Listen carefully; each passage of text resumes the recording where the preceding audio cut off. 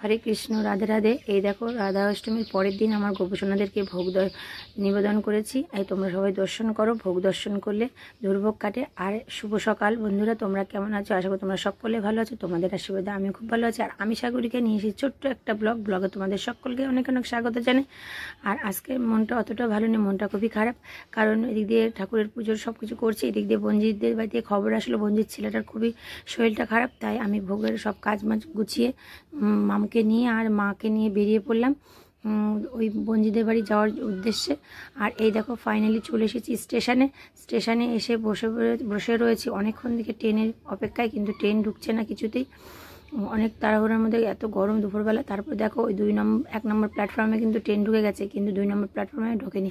এই ট্রেনটা একটু আগে ফেল করেছিলাম, তাই বসে থাকতে হচ্ছে। আর এখন ফাইনালি ট্রেনে উঠে পড়েছি। উঠে দেখো বসে আছি, এদিক দিয়ে মা বসে আছে, আর এদিকে আর দুপুরবেলা যেহেতু তাই ট্রেনটা অনেকটা ফাঁকাই ছিল।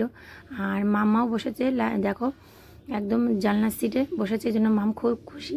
আর সব কিছু করে চলে আসলাম ফাইনালি আমার বঞ্জিদের বাড়ি। আর বঞ্জিদের বাড়ি এসে এই দেখো, মায়েরও মনটা খারাপ, বঞ্জিরও মনটা খারাপ। আর এই দেখো ঘরের মধ্যে এরকম এসে করছিল। আর আমি বেশি আজকে ব্লগটা একটু অন্যরকমই হয়েছে, বেশি কিছু করিনি। সত্যি বলছি, মনটা খুবই খারাপ লাগছিল। তাই ওখান থেকে তাদের দেখে চলে আসলাম বাড়িতে। কেন বাবান বাড়িতে রয়েছে একা একা। আর মামকে নিয়ে গেছিলাম। মাম আবার পাশেই আমার আরেক ভাগ্নের ছেলের জন্মদিন ছিল, সেখানে যাবে বলে রেডি হয়ে গুছিয়ে নিয়েছিল। আর এই দেখো এসে দেখি তোমাদের দাদাভাইকে খেতে দিয়ে দিলাম। তোমার দাদাভাই খেতে বসে পড়েছে। আর আমি তোমার দাদাভাইকে বললাম আমাকে একটু খাইয়ে দাও, কিন্তু তোমার দাদাভাই কিছুতেই রাজি হচ্ছে না। আর এই দেখো, আমার অনেক বলার পরে তোমার দাদাভাই আমাকে খাইয়ে দিচ্ছে। ঠিক আছে বন্ধুরা, তোমরা সবাই ভালো থেকো। ভিডিওটি আজকে এখানেই রাখলাম। ভিডিও যদি কোথাও একটু ভালো লেগে থাকে তাহলে আমার চ্যানেলটিকে সাবস্ক্রাইব করতে ভুলবে না।